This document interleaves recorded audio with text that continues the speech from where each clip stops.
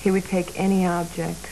It was mostly his trains, but it could be anything, and he would rub them past his cheeks, and he would just do this all day long. And at any month, she's got a one-word vocabulary, and then you begin to notice she doesn't use those words. She doesn't call Mama. She doesn't say milk in order to get milk. We hear them laughing in their bedroom, and we thought, oh, like they're laughing with each other, but it was the same one that was laughing over and over and at nothing. The most important thing you can do is you've got to keep these little kids engaged with the world. If you let a child sit in a corner and self-stim and spin for hours and hours and hours, his brain's not engaged with the world. To the averted eyes of a child with autism, the world must seem alien, even frightening. Parents, too, as they watch their child slip further and further out of reach, must know untellable fear and sadness. Their child is there, yet he is gone.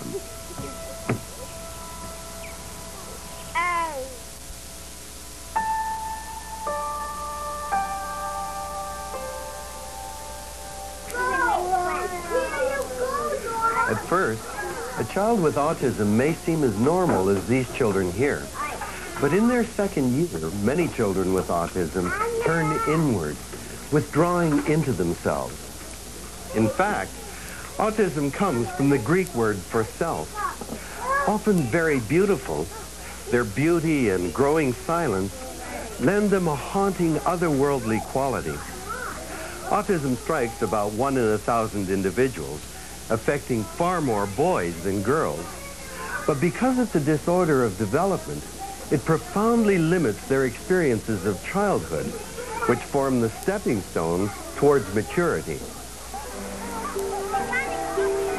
In a child's headlong dash to grow up, small crucial advances may be taken for granted by parents. The way children respond to touch and take interest in others. The way they learn through observation and imitation. The way they thrive on warmth and affection. But children with autism can't take those first vital steps into the world. They remain alone, as if in solitary confinement.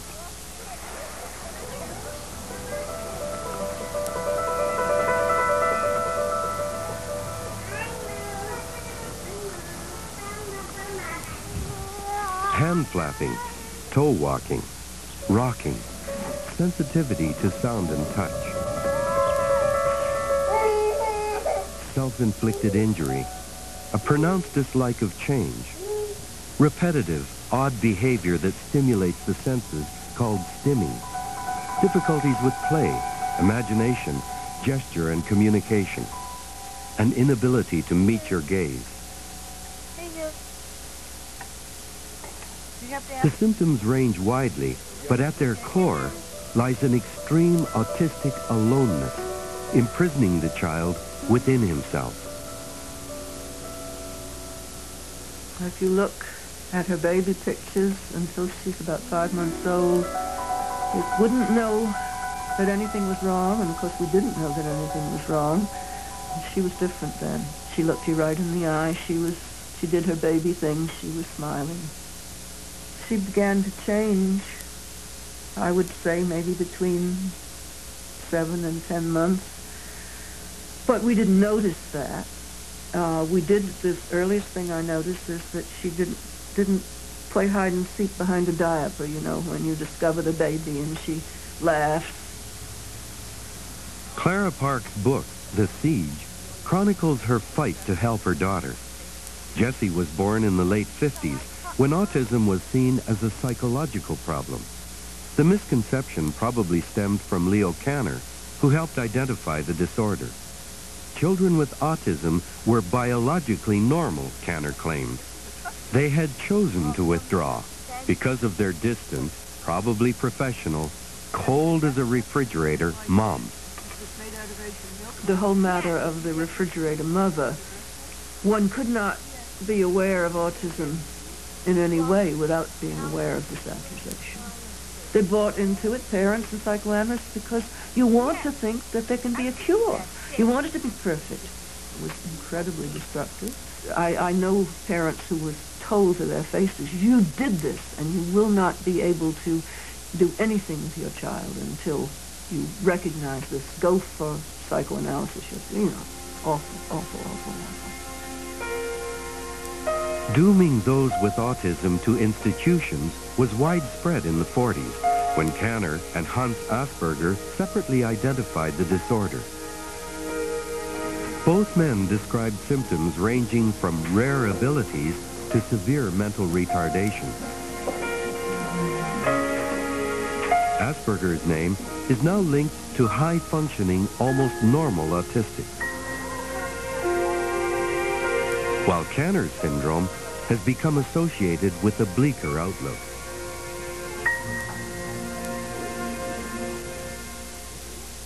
Today, autism is recognized as a biological disorder, although its cause is still a mystery. Evidence of a genetic basis seems to be mounting. Child psychiatrist Peter Zatmari. I think it's fairly clear that autism is a genetic disorder. In other words, we know that it's inherited and that the siblings of autistic children are at higher risk of having autism themselves than the general population. That just tells us that it runs in families. We have a 7-year-old son, Greg. At the Shadok McMaster Hospital in Hamilton, Zatmari studies families with at least 2 children affected with the disorder. He's hoping to trace where the genes associated with autism might lie in the chromosomes. So far, it's been good. Yeah, it's been very positive. How they might cause the disorder remains unclear. There seems to be some environmental component because not all identical twins are both affected with autism. But when we talk about environmental factors, we have to remember that environmental factors can start very early on in utero. We don't really just mean the environment around us or after the child is born. One of the really important advances in the field has been the notion that this is a neurological disorder and that environmental events like parenting or how the children were treated as infants don't have any impact on the etiology of the disorder.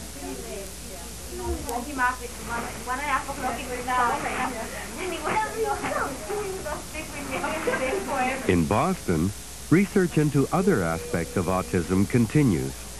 This is the Ladders Clinic, where children come for observation by neurologist Margaret Bowman. You're just up and running. Can you come sit? Mom, a book. Can we look at a book? My style basically is to have the children come to a fairly large room with their parents, and I sit and interview the parents while I'm really watching the child play. What I'm really interested in is what do they do with the toys that are in the room? Do they try to engage their parents? Do they try to engage people in the play? Do they come over and show the parents something? Do they like to be held? Do they like to be cuddled? What's their behavior like in that room? And that probably gives me more information than sitting there with a reflex hammer or looking in their eyes.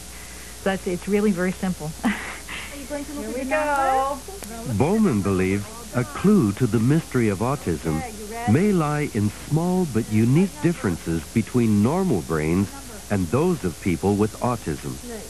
49. Okay, good job. Since 1983, Bowman and her colleagues have been studying the anatomy of the autistic brain.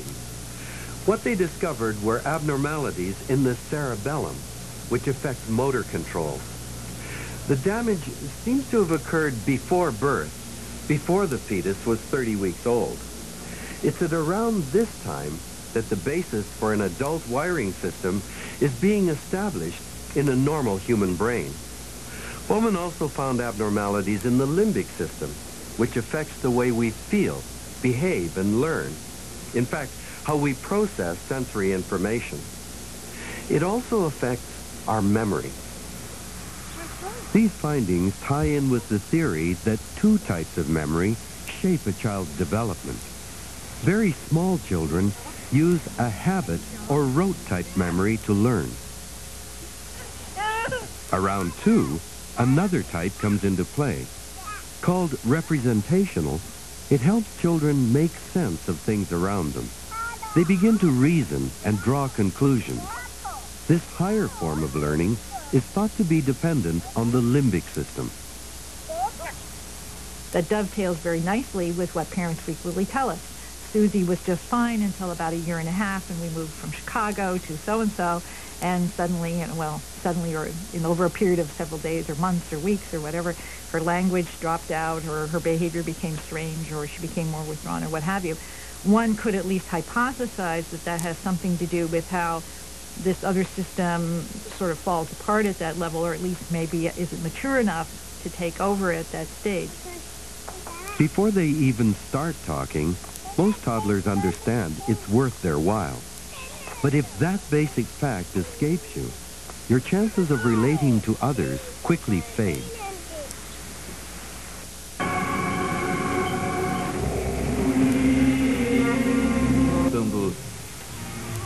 The nature of things, ciencia y naturaleza. At UCLA, Marion Sigmund studies social behavior in small children. Somewhere around about 8 to 10 months of age, normal infants become very interested in the reactions of other people. All right. And by about 13 to 14 months, 15 months maybe, infants begin to look at people a lot when they're enjoying something, as if they want to share this experience. They also look at other people when they're not sure of how to act, so that if something happens that's frightening to them or surprising, they'll look up at another person to see what their reactions are. And this happens to all babies. It's a very common occurrence. And it's so much a part of life that we don't even notice, really, that babies are doing it. But they're really checking to see what we're looking at and how we feel about what we're looking at. So we call this joint attention or shared attention. What do you want to play with? Sigmund measured joint attention in the responses of 3 different groups of children to various stimuli. Normal babies, children with Down syndrome,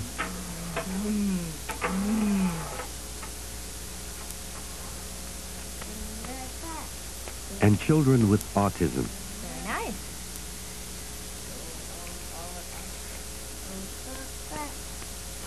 Children with autism don't pay much attention to the attention patterns of other people. They don't really look at where other people are looking. It doesn't seem to occur to them that other people have points of view that can be shared. And so they seem very isolated in that sense.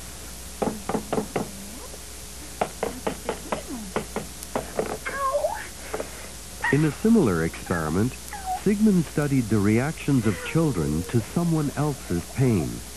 It takes a normal baby only a few seconds to realize that someone is hurt.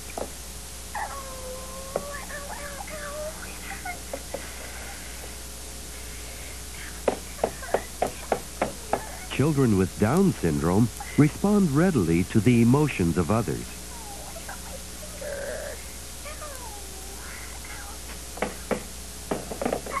But someone else's distress doesn't touch a child with autism. It's as though emotions are a foreign language he can't interpret.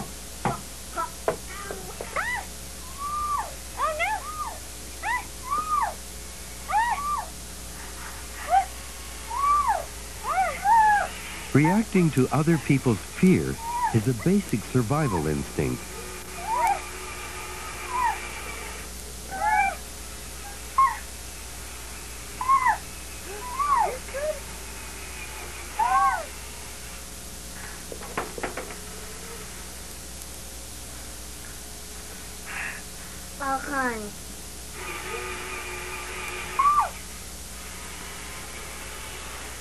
They tell us to have feelings. Their parents tell us they have feelings. This is another place in which I think our current research shows that the previous understanding of autism was wrong. Their heart rate responses are no different from those of mentally retarded children who are at the same developmental level. So I think that they very much have feelings, but they have a very hard time explaining these feelings to themselves or expressing them in ways that other people can understand. Like an anthropologist on Mars, that's how Temple Grandin described to author Oliver Sacks the way she relates to others. Labeled autistic as a child, Temple still finds it hard to read emotions. Most of the people, when they communicate with each other, when they talk to each other, they get these sort of subconscious little emotional signals back and forth. You see, I don't get that. I have to read the body language like, learning it like school lessons. I had to learn. Well, if the person starts going like this, then that means that maybe they're not so open to what you're saying. But I had to learn that by rote. It's sort of almost like being an animal that doesn't have any instincts. I know how the cow feels, Temple wrote. Her insight placed her at the top of her field as a designer of livestock facilities. A PhD with 2 books to her credit, Temple often feels more at ease with animals. Autistic emotions are there, but they're simpler. I can be happy, I can be sad, I'll cry at sad movies. But emotions are less complex. I mean, it's hard for me to understand how somebody can love somebody and be jealous at the same time.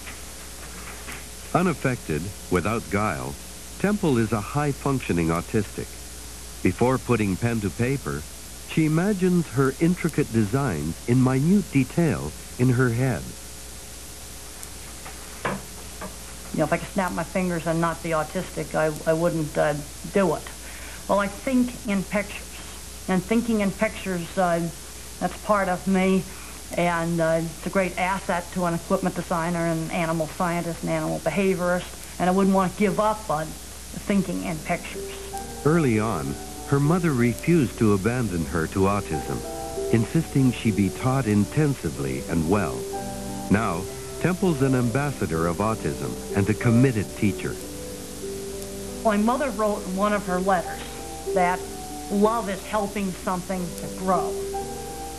And that's basically what I'd like to do. I mean, I want to help my students to grow.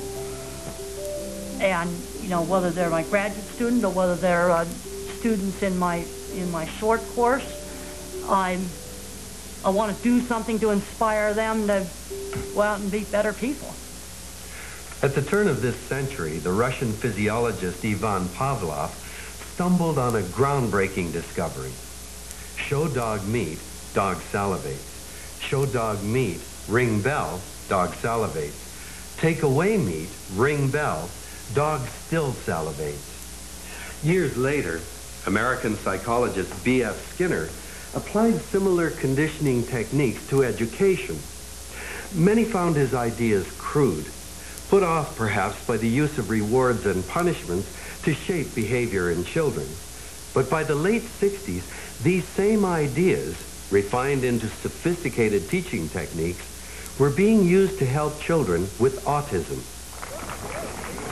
In New Jersey, the Princeton Child Development Institute has practiced applied behavioral analysis for over 20 years. Its science-based approach to autism attracts professionals from around the world. Of the children under 5 who come here, over half will progress to regular school classrooms. Yet many arrive with almost no language.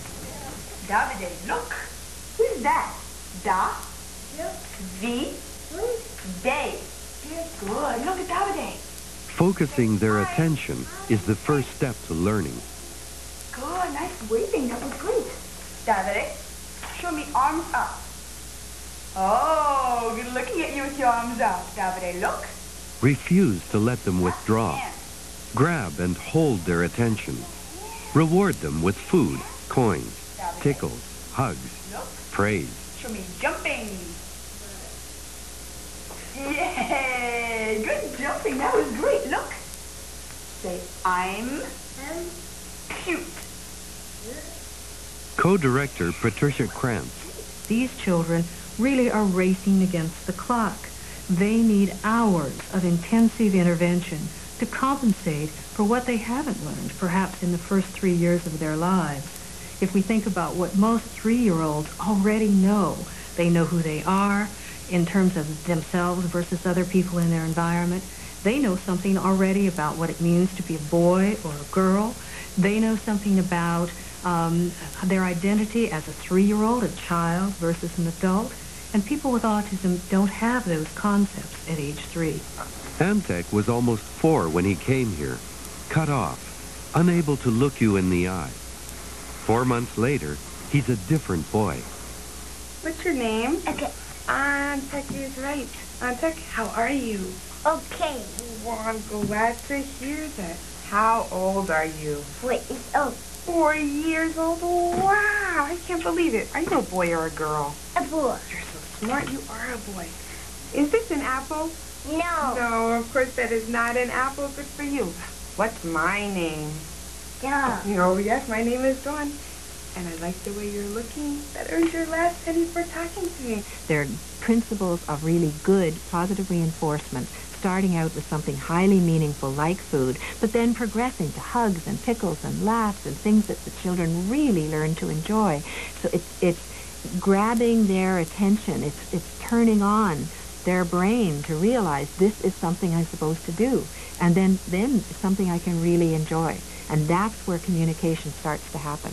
And it's communication that's rewarded and built up in a behavioral way with the one person that can then be expanded and generalized to interactions with peers, with other adults, whatever.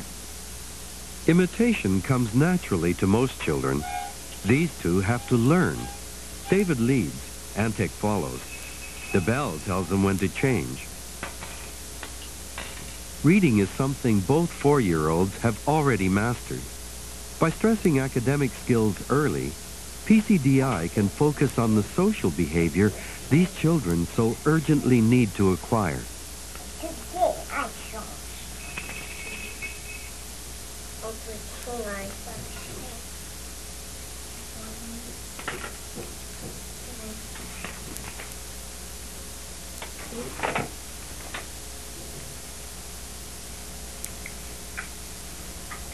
Hello. How are you? And then today. Gosh, bye. Bye. Will beat my partner. Yes. Yes. Yes. Good. Everybody, hand to hand. Nose to nose. Nose. Ear to ear. Ear. Back to back. Back. Hand to hand. Hand. Leg to leg. Leg.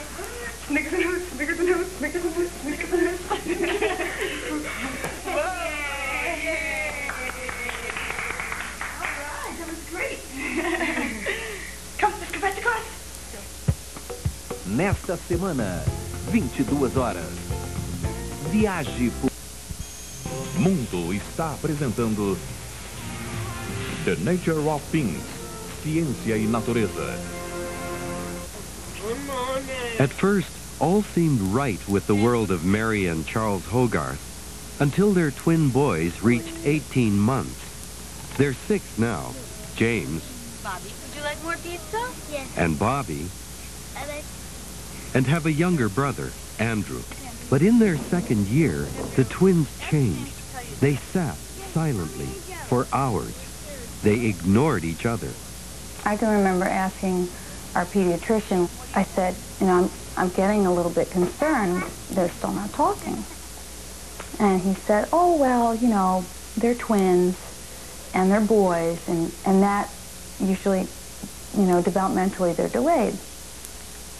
And he said, let's talk about it when they're 2. At 2 years of age, I made an appointment, and as I started telling him about the different things, like they acted like they were deaf, they didn't respond, they didn't seem to understand us, they did strange things, like they lined up their toys. They didn't play with their toys appropriately. We were given a diagnosis of autism for both of the boys, and you know, at that point it was really up to us to decide what to do about it, you know, where to go from here. And that really is the critical thing, not so much the diagnosis, but what to do about it. Okay, everybody, stand up. Good, standing up. Everybody? The Hogarths enrolled the twins at PCDI, where both boys adapted to the structured environment. As children make progress, rewards are faded, becoming more symbolic, less immediate, in order to prepare the children for school, which is where James... Okay, everybody, look at me. Touch your nose. Psychologist Philip Heinlein. What are you doing? As you watch one of these staff people here interact with these children, it looks like an ordinary teaching sequence. And yet, knowing the principles that are involved, one recognizes that actually it was very carefully crafted, very carefully choreographed. I find it really fascinating because I teach these as principles, and yet what I'm seeing is something very dynamic and ongoing and very quick. If you tried to describe what's going on in terms of the principles that are being applied, it would be like a physicist trying to describe what an ice skater is doing. Do you want me to shoot you with this water gun? No way. No way. Look, do this. No way. You got it. No way. No way, right? Where's the door? Over there. Over there. Over there. Basic body language. Over there. Over there. Gestures like pointing. Things most of us do automatically have to be taught. Where's the door? Over there. Over there. Good for you. Look, James. Who wants the Clipper book? I do. Oh, perfect. You said I do. It's just these 2 more I think the reason it works is that the teaching method breaks down the steps of teaching into components that are manageable for the children to understand and benefit from. So I think it's a revolutionary and just a smart way of reaching these children. Bobby, when you talk loudly and you look at your dad. PCDI's intensive teaching methods extend into the home, too. Hey, Bob. What are you doing? Here, Bobby, using an earphone, is helped through a walkie-talkie to hold a normal conversation. Look, goldfish. I love goldfish. Love goldfish. Would you like With some practice, goldfish when you're done it's hoped putting the food speech away? will grow less robotic, more natural, even spontaneous. I'm done. I'm done. You did a great job, Bob. Would you like some goldfish? Yes. Here you go. Thank you. You're welcome. You did a great job, Bobby. All right. Good guy. Bob. Good job. You're going to have a piece of chocolate muffin, okay? You know what? It worked fine. It was just the short who's still not getting the variety, you know? So maybe we can just practice that around the house, saying sure instead of okay. Right. Bob, would you like some muffins? Sure. Sure. Okay. Okay, I see something yellow. The flowers on the umbrella. At 6 months, Karen was adopted by the Nelson family. Sue Nelson. Karen was very normal in many areas and yet had no communication skills. She couldn't speak, she couldn't communicate with people, and yet she could say words, but they didn't mean anything to her. When she was 4, she entered the Princeton Child Development Institute, and they began immediately working on her behavior, which had become quite violent by this time. She was hitting her head with her fist up to 1,000 times in a 10-minute period, just slugging herself. She would kick herself in the shins. She had broken her bones in her leg. She had punched herself in the sides and done kidney damage. She had damaged all parts of her body. What they did at the school was to teach her you get attention for doing positive things. And they started to reinforce the absence of these behaviors. And when Karen's hands would be down and she would be quiet, they would give her a lot of attention, give her a food reward, and make a big deal out of her being good.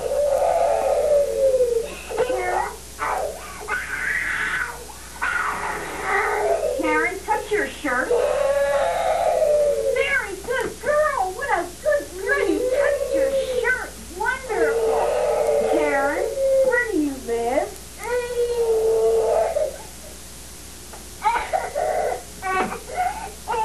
Karen, where do you live?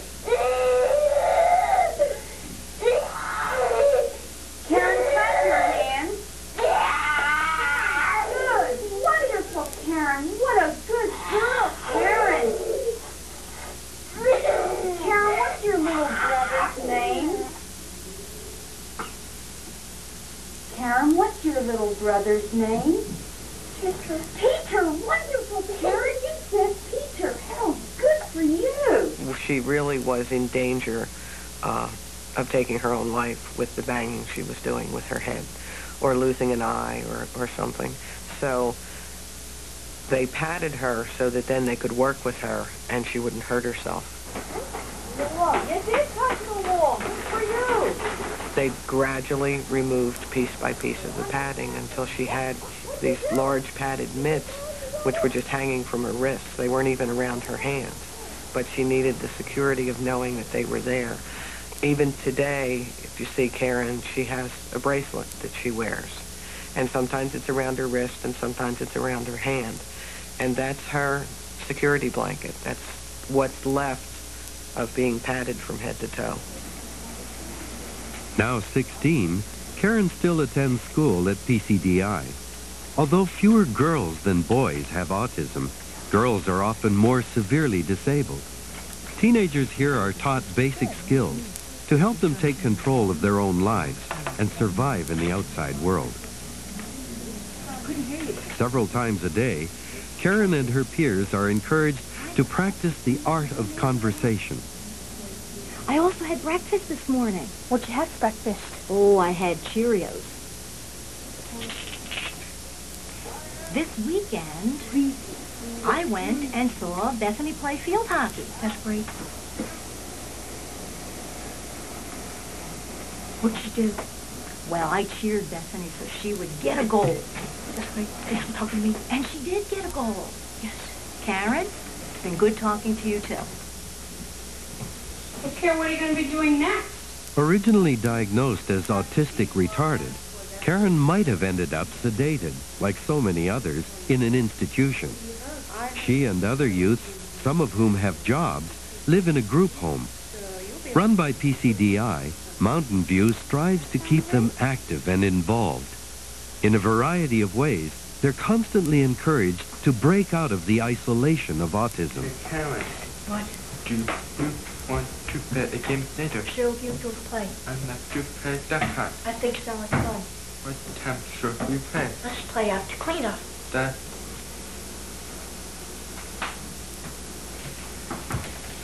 What time should we play? Let's play after cleanup. That sounds like a good time to play. Where should we play? Let's play in the tea room. That's a good place to play. I think we'll have a good time. Me too. Thanks for playing the game. Me too. You're welcome. I'll see you later. Okay, well, what we'd like to do is in a little while, I'd like you to practice it again. And the next time that you do it, I want you to try it without your sentences, okay? Yes. Let's pick up the word dictionary. Will you check it? Sure. And what's another word for beautiful? Gorgeous and pretty. Oh, those are two good words for beautiful.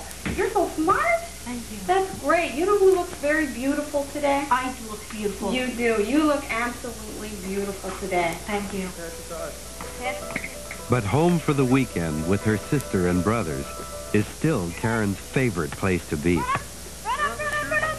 Yay! Try again, under your leg, under your leg. There you go. Run up, slam dunk. All right. You got it. Good job. Good. Good. All right.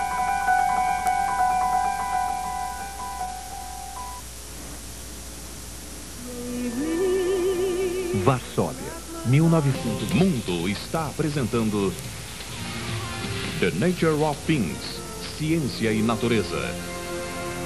I remember the doctor telling me, well, this is lifelong, And there is no such thing as a cure. You're going to hear a lot of things out there. Don't believe any of them. You're going to hear about mega vitamin theories, and you're going to hear about behavior modification, and you're going to hear this and that theory and the other thing. And, you know, I'm here to tell you that this is a lifelong disability, and there's you know, no such thing as a cure for it. There's at least 5 children that I know personally who've been through a very aggressive course of treatment and education, and they have subsequently lost their diagnosis. They no longer meet the criteria for autism. She kept telling me about these home programs and how the kids were getting better, and it was 40 hours a week, and my sister had been drilling this kind of into my head for about 6 months. And I remember the doctor when she was giving us the diagnosis said, what we recommend is 2 half-hour sessions of speech per week and 1 half-hour of OT. And that was going to get rid of the cheek rubbing, the half-hour a week of OT. And it was at that point that suddenly it clicked in my head what my sister had been telling me all those months. And I thought, they're telling me that an hour and a half a week is going to help this child? I mean, he was just so far from us. So we just left. My husband, I just stood up and said, thank you, I have to go. And Roy took my cue, and we just left. Candace immediately called therapist Bridget Taylor. Thanks to the work of behavioral psychologist Ivar Lovas in California, parents were growing aware of the importance of intense treatment as early as possible. It was the end of June. Tori would be 3 in October. There was no time to lose. Our goal very early on in treatment is to teach very specific directions so that the child is able to learn systematically the teaching process, and we're able to teach responses. Usually the earlier responses might take a long time for the child to master. So, for example, I know it took him over 400 trials to learn to imitate a very simple response. Do this. We spent weeks trying to teach him to do this, to wave, and he just couldn't do it. To tap on the table.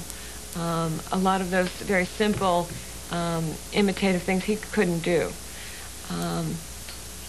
But once he got it, after a couple of weeks, then he just kind of took off. And he learned we could do any action and he could imitate it. What do you want? Mom. Cookie? Cookie! Good say, want cookie. Good. Oh, you want to pick? Okay. That's exactly what I like to see. Exactly what I like to see. Exactly what I like to see. By the end of the summer, he was able to say, I want.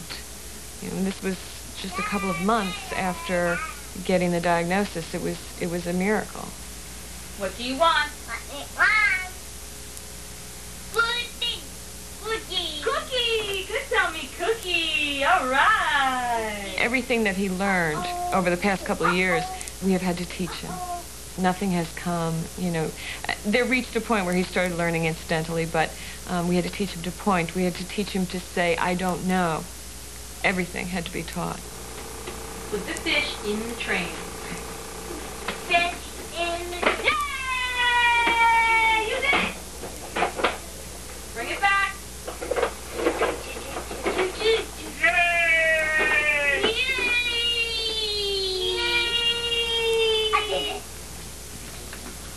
Does that belong in?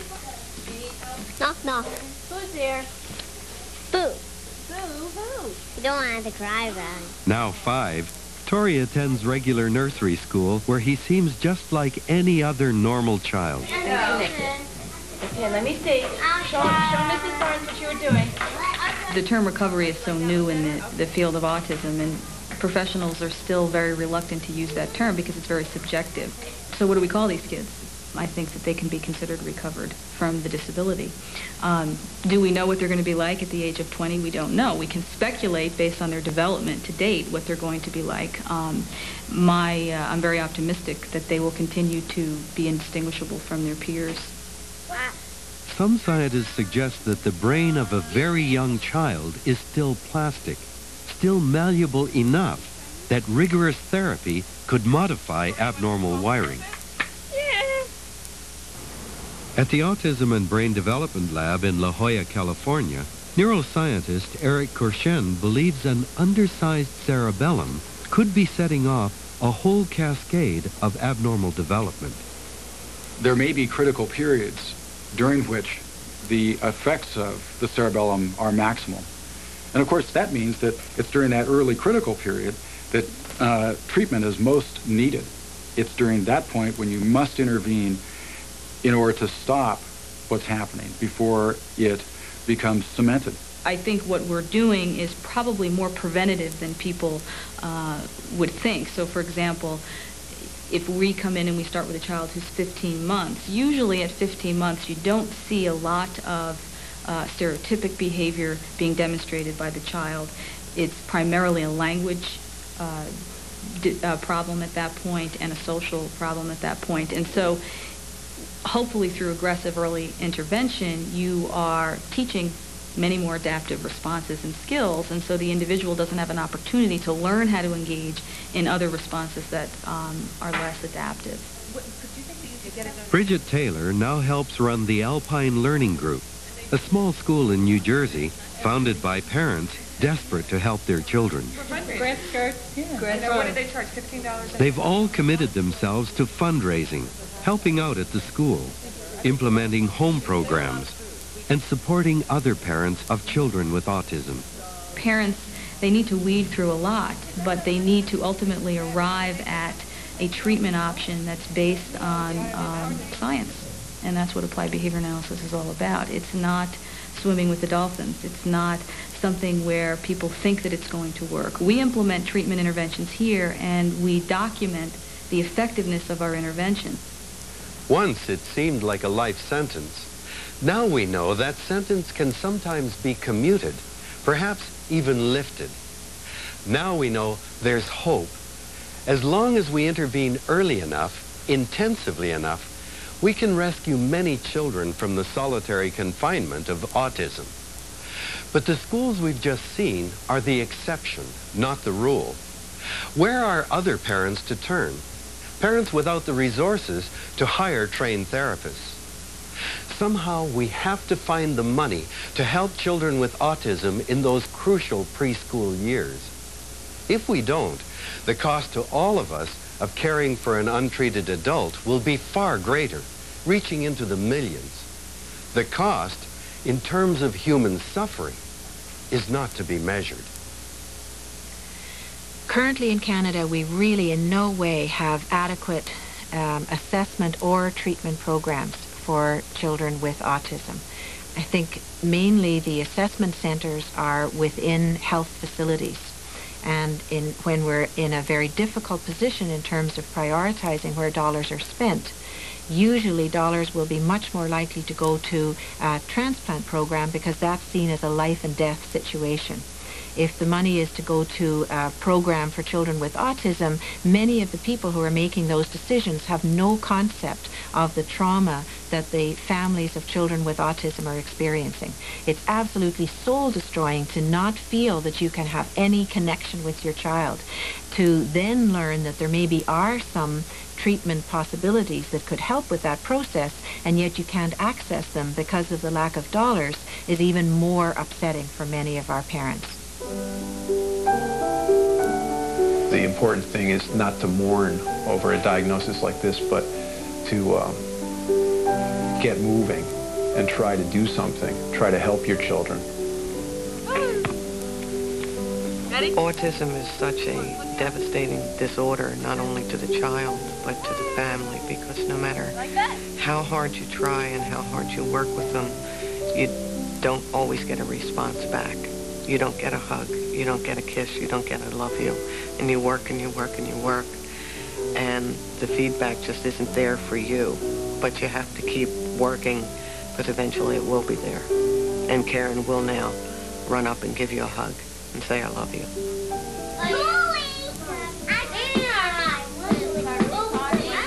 People ask me, what did you do? Obviously you did something right, but throughout we didn't know. 2 years ago, if you had said to me, that he was going to be starting kindergarten on time, I don't know that I would have believed it. In that respect, I feel very lucky and very blessed that it happened. You know, because there are a lot of parents who do the same kind of program, but the thing that you will find, I think, with this type of program is that all the children make progress. You just don't know how much progress it's going to be. Old MacDonald had a farm. Very good. And on that farm he had a cow. With the there and a here, there a here a everywhere a Old MacDonald had a farm. Yay! Good boy, good singing. That was great.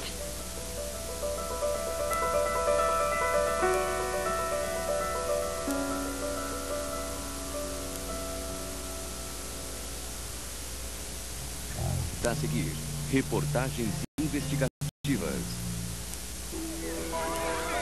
I think there's a terrible experiment taking place. We don't know what the long-term outcome is in using medications like Ritalin.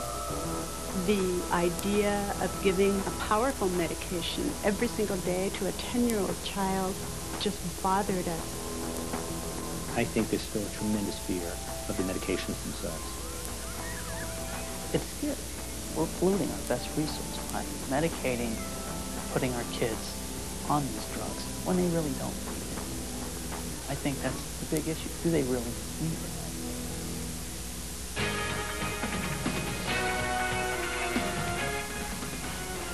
Reportagens investigativas.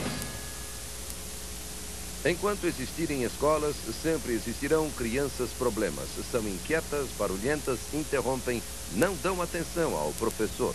A novidade é que elas agora estão recebendo medicação para controlar o comportamento. O uso de remédios psiquiátricos explodiu na América. Nenhum país medica tanto as crianças como os Estados Unidos.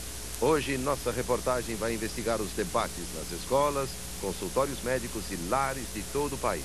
Estamos dando a nossos filhos muita medicação? Vamos ver 3 famílias que acharam sua resposta a essa questão. Medicar ou não medicar? Geração RX. Ler, escrever e Ritalina. Em toda a América começa um novo dia. E os lares acordam para a rotina diária. Acordar as crianças e aprontá-las para a escola é a primeira tarefa, que desencadeia uma série de apressadas providências. Mas em 4 milhões de lares, um novo ritual foi acrescido à rotina diária. Um ritual que inibe a própria essência da infância. E é bastante controverso.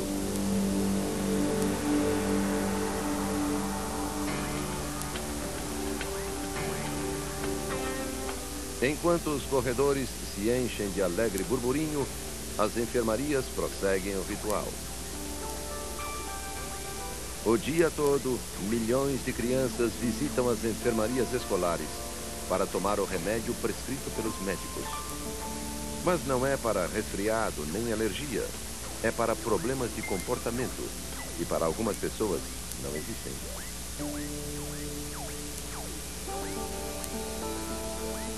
Distúrbio de hiperatividade com deficiência de atenção. Esse é o distúrbio infantil mais diagnosticado na América. Os sintomas incluem dificuldade de concentração, inquietação e impaciência. O comportamento normal de toda criança. Então, quando vira DHDA?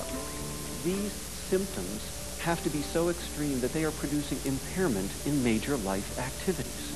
They also have to come on early. They also cannot be due to other mental disorders. And they have to be occurring to a severe and frequent degree that it is clearly well above what we see in normal children. Esse é só um lado do debate sobre o DHDA. O outro nem reconhece o distúrbio como um mal real. Isso dividiu a comunidade médica. ADHD is not a valid medical disorder, and we know exactly what it is. Doctors, psychologists, psychiatrists, pediatricians,